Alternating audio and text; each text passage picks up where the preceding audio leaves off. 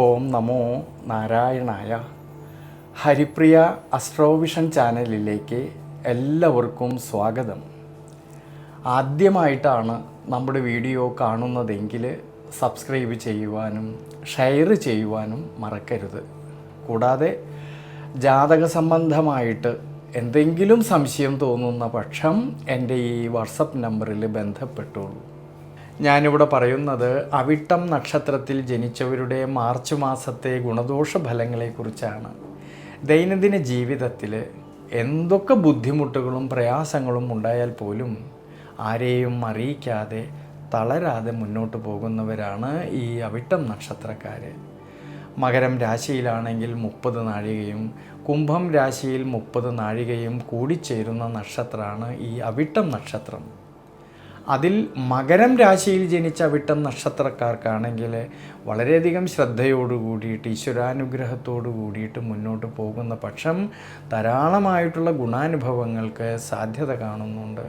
6-ാം വ്യാഴത്തിൻ്റെ കാലഘട്ടം നിലനിൽക്കുന്നതായിട്ടൊരു സമയമാണെങ്കിലും വളരെയധികം ഈശ്വരാനുഗ്രഹത്തോടു കൂടിയിട്ട് മുന്നോട്ട് പോയാൽ ധാരാളമായിട്ടുള്ള ഗുണാനുഭവങ്ങൾക്ക് ഈ മാർച്ച് മാസത്തിൽ സാധ്യത കാണുന്നുണ്ട്.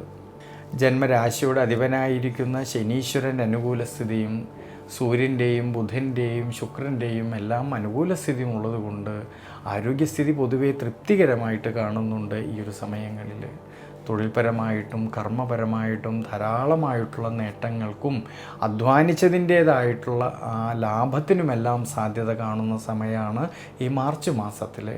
ഉയർച്ചയ്ക്കും മനസന്തോഷത്തിനും സാധ്യത കാണുന്നുണ്ട്.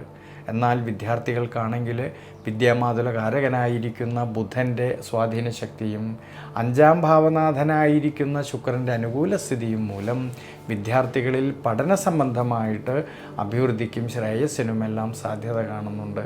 ഉപരിപഠനം ആഗ്രഹിക്കുന്നവർക്കാണെങ്കിലും അതിനുള്ളതായ അവസരങ്ങൾക്കും അനുകൂലമായിട്ടുള്ളൊരു സമയമാണ് ഈ മാർച്ച് മാസത്തിൽ.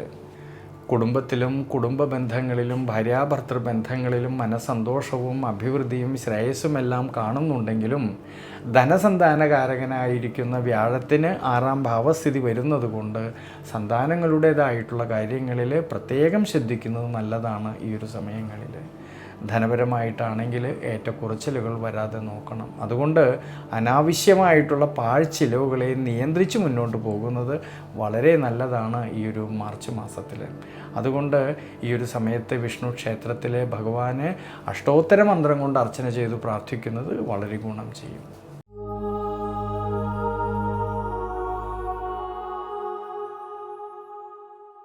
കുംഭം രാശിയിൽ ജനിച്ച അവിട്ടം നക്ഷത്രക്കാർക്കാണെങ്കിൽ പൊതുവെ 7ര ശനിയുടേതായിട്ടുള്ള കാലഘട്ടം നിലനിൽക്കുന്നതായിട്ടുള്ളൊരു സമയമാണ്. ഈ 7ര ശനിയിലൂടെ സഞ്ചരിക്കുന്ന ശനീശ്വരൻ്റെ ദൃഷ്ടിയാണെങ്കിൽ അഷ്ടമ ഭാവത്തേക്ക് വരുന്നത് കൊണ്ടും ജന്മരാശിയിലാണെങ്കിലോ രാഹുവിൻ്റേതായ സാന്നിധ്യം നിലനിൽക്കുന്നത് കൊണ്ട് ആരോഗ്യപരിപാലനത്തിൽ ജീവിതാനുഷ്ഠാനങ്ങളിൽ വളരെ ശ്രദ്ധിക്കണം ഈ ഒരു സമയങ്ങളിൽ. എന്നാൽ കുടുംബത്തിലാണെങ്കിലും കുടുംബ ബന്ധങ്ങളിലാണെങ്കിലും ഭാര്യാഭർത്തൃ ബന്ധങ്ങളിലാണെങ്കിലും സന്താനഭാവങ്ങളിലും എല്ലാം തന്നെ വളരെ അനുകൂലമായിട്ടുള്ളൊരു സമയമാണ് ഈ മാർച്ച് മാസത്തിൽ. വിദ്യാർത്ഥികൾക്കും വളരെ അനുകൂല സ്ഥിതി കാണുന്നുണ്ട്. വിദ്യാമാതുല കാരകനായിരിക്കുന്ന ബുധനാണെങ്കിൽ ജന്മരാശിയിൽ നിൽക്കുന്നതും 5-ാം ഭാവത്തിലാണെങ്കിലോ സർവേശ്വരകാരകനായിരിക്കുന്ന വ്യാഴത്തിൻ്റെ സ്വാധീനശക്തി നിലനിൽക്കുന്നതുകൊണ്ട് വിദ്യാർത്ഥികളിൽ പഠനത്തിൽ കൂടുതൽ ശ്രദ്ധ കേന്ദ്രീകരിക്കുവാനും പഠനത്തിൽ കൂടുതൽ മികവ് പുലർത്തുവാനും കഴിയുന്നൊരു സമയമാണ് ഈ മാർച്ച് മാസത്തിൽ. ഇനി കർമ്മപരമായിട്ട് തൊഴിൽപരമായിട്ട് നോക്കുമ്പോഴും ധാരാളം നേട്ടങ്ങൾക്ക് സാധ്യത കാണുന്നുണ്ട്. കർമാധിപതിയായിരിക്കുന്നതായ ചൊവ്വയാണെങ്കിൽ ജന്മരാശിയിൽ നിൽക്കുന്നതും നിവൃത്തിനാഥനായിരിക്കുന്നതായ സൂര്യൻ്റെ അനുകൂല സ്ഥിതിയും മൂലം കർമ്മപരമായിട്ട് തൊഴിൽപരമായിട്ട് അധ്വാനിച്ചതിൻ്റേതായിട്ടുള്ള നേട്ടങ്ങൾ കിട്ടുകയും അതുമൂലം സാമ്പത്തികപരമായിട്ടുള്ള ഭദ്രത കുറേയൊക്കെ മെച്ചപ്പെടുവാനും സാധ്യത കാണുന്നുണ്ട്.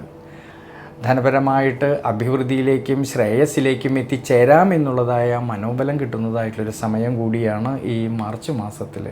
എന്നാലോ നിവൃത്തി സ്ഥാനത്ത് കേതുവിൻ്റേതായ സാന്നിധ്യം നിലനിൽക്കുന്നത് കൊണ്ട് ബിസിനസ് സംബന്ധമായിട്ട് പ്രത്യേകിച്ച് കർമ്മസംബന്ധമായിട്ട് പുതിയ പുതിയ തീരുമാനങ്ങൾ എടുത്തു പ്രവർത്തിക്കുമ്പോൾ കുറച്ചൊക്കെ ശ്രദ്ധ വേണം ഈ ഒരു സമയങ്ങളിൽ. അതുകൊണ്ട് കുംഭം രാശിയിൽ ജനിച്ച അവിട്ടം നക്ഷത്രക്കാർ ഈ ഒരു സമയത്ത് ശനീശ്വര പ്രീതികരമായിട്ടുള്ള വഴിപാടുകൾ ചെയ്ത് പ്രാർത്ഥിക്കുന്നത് വളരെ നല്ലതാണ്.